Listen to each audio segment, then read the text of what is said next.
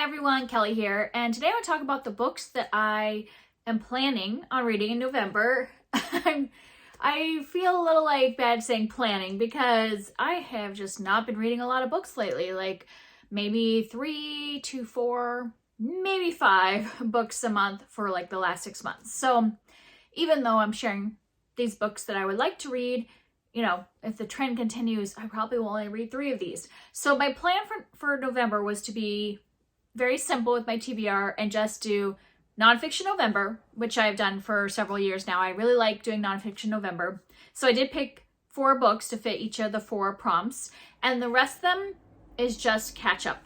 Books that I'm partway through and that I just like to finish before the end of the year. So those are my 2 goals for November. So I might end up reading more books because I'm already like halfway through a bunch of these books. But let's start off first with the books that I want to read for Nonfiction November. If you don't know what that is, I'll link the announcement down below, but it's just about reading nonfiction in November, reading more than you usually do. I do read nonfiction, but you know, like I said, I've been in a big kind of like reading slump, or not really, like just not reading as much the last 6 months. So that's including nonfiction. I think I've only read like 2 nonfiction books maybe over that whole 6 months.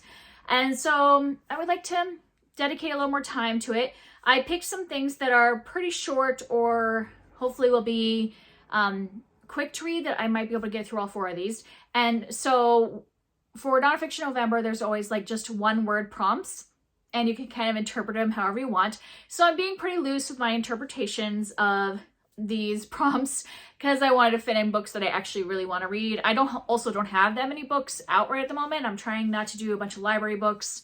So I wanted to focus on what I own and what I have out right now. So the first prompt was fraud.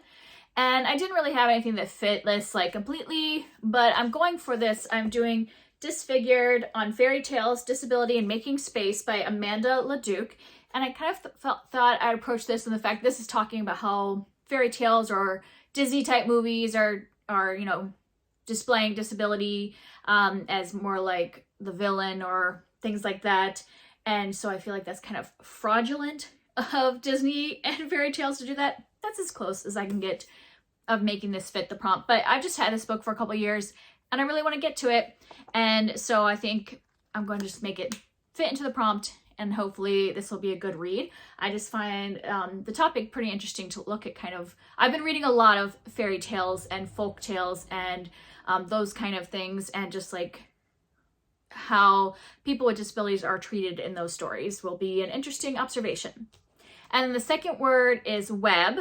And one of the ways that Olive, who hosts it, was talking about interpreting it is that you can kind of read any nature focus book because, you know, the web of life. And I had recently bought a nature focus book. I had bought Gathering Moss, A Natural and Cultural History of Mosses by Robin Wall Kimmerer. This is the author of Braiding Sweetgrass, and I really loved Braiding Sweetgrass, so I want to pick this up, even though I'm not sure how I'm going to feel about reading a whole book about moss.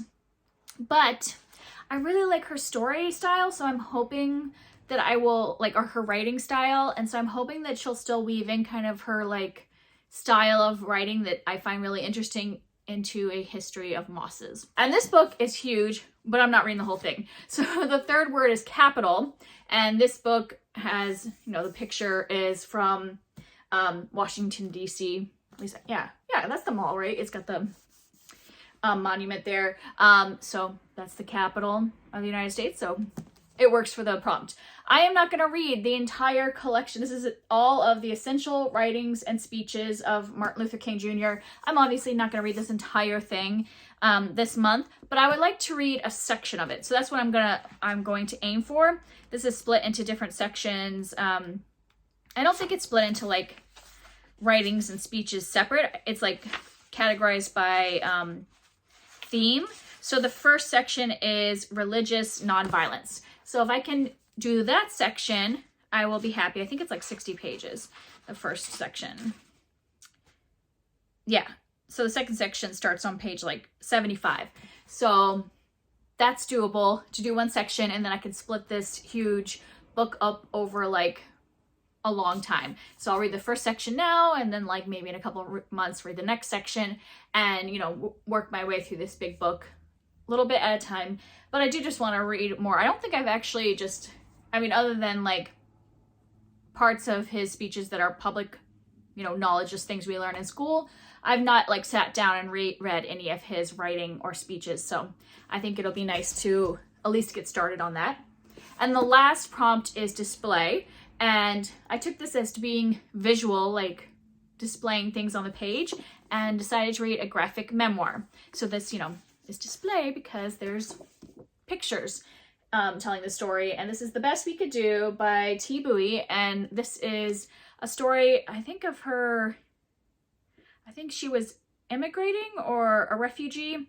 I'm sorry that I didn't reread the description before talking about this, but I've been wanting to read this for a while, and I think this would be the good time to pick it up. And since it's you know, graphic memoir, it should read faster than a regular book. So I think that, you know, reading 2 fairly small books, a graphic memoir, and then one like 70-page section of this is doable for Nonfiction November, even in my current state of hardly reading. I think I could do it. And I think if I can get one of them on audiobook, like if I could get, especially this one, on audiobook, because I loved her voice when she narrated her other book. If I can get this on audiobook, then no problem. I think I can definitely get those done.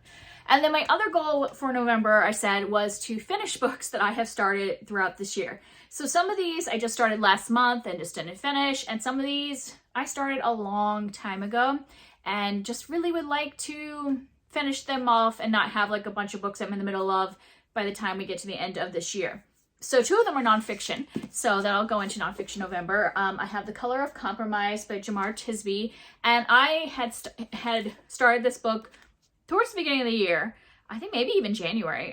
It was very much the beginning of the year, and I was annotating, but it is very intense because it's like kind of a history of racism in the American church. And, you know, some parts are graphic, obviously, because there were some really horrible things that have happened in our American history revolving racism. So I had to take a break because it was so intense, and because I was annotating and doing all that, I was really immersed in it. And so I took a very, very long break, obviously like 9-month break or something like that, 10-month break.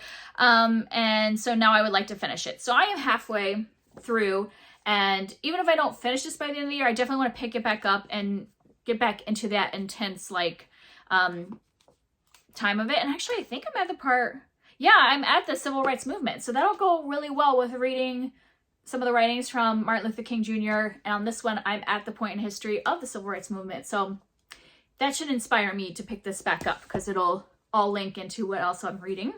And the other one that was intense and I had to put down is In Order to Live, A North Korean Girl's Journey to Freedom by Yeonmi Park. And when did I start this? Was this last year? I think I actually even started this last November for Nonfiction November. And it just is very intense because it's her like escaping North Korea, and, you know, some really horrible things happen to her during her like time fleeing, and I had to like take a breath and wait a whole year, I guess, to pick it back up. So halfway through this one as well. So why not pick it up again in Nonfiction November and finally finish it? This one I was also listening to on audiobook. So if I can pick up the audiobook, then I can get through it. And then I have a couple, like I said, that I just started last month. So it's not like they've been sitting a long time. One of them was Patina by Jason Reynolds.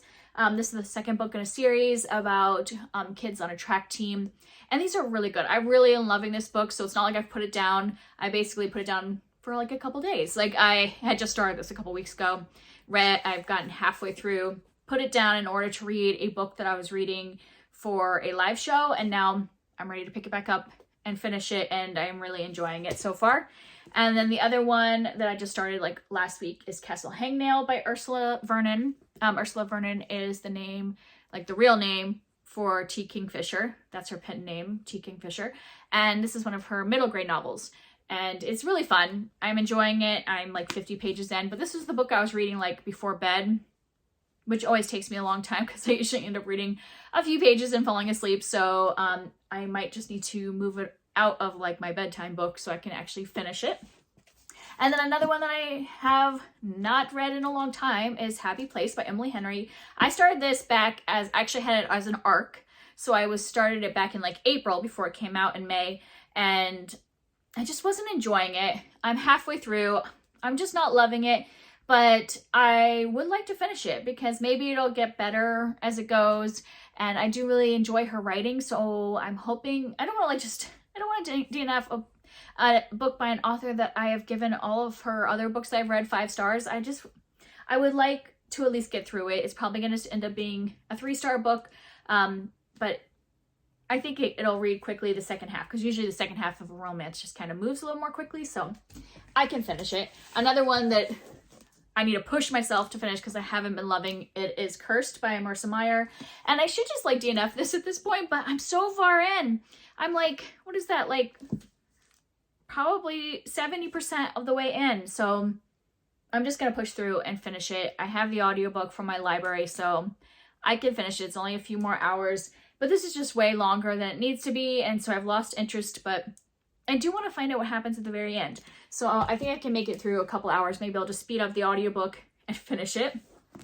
And then one that I'm enjoying, but I had put down to read middle grade books for the readathon. I was doing a readathon revolving around reading middle grade books at the end of October. So I'd sat this book down. This is The Merchant and the Rogue by Sarah M. Eden. It's the 3rd in a series of historical romance novels. And I just put it down to pick up middle grade. And now that I'm done with that readathon, I'm not finishing the books for the readathon. So all of these will get done. I just had put them down to do other things. But this one I'm like, what, a third of the way into? And I'm enjoying it. So those are my plans for November.